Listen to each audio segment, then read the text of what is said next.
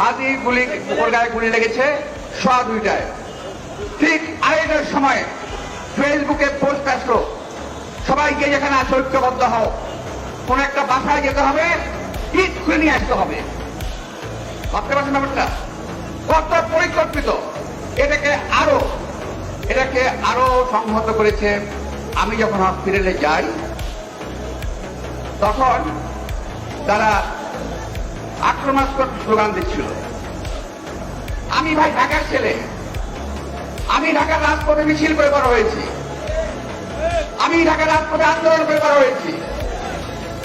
আমার বয়সটা একটু বেশি হয়ে গেছে, শান্ত থেকেছি, নীরব থেকেছি, কিন্তু ওই মুহূর্তে যদি আমার নির্দেশনা পেত তাহলে তোমাদেরকে তুলনা করতে আমাদের ছেলে কিন্তু ওরা ছিল কয়েকজন। কিন্তু সবচেয়ে ইন্টারেস্টিং বিষয় হলো 150 থেকে 200 ছেলে, এরা কেউ হাদির সমর্থক নয়, এরা বিশেষ একটি রাজনৈতিক দলের অঙ্গ সংগঠনের কর্মী আছে।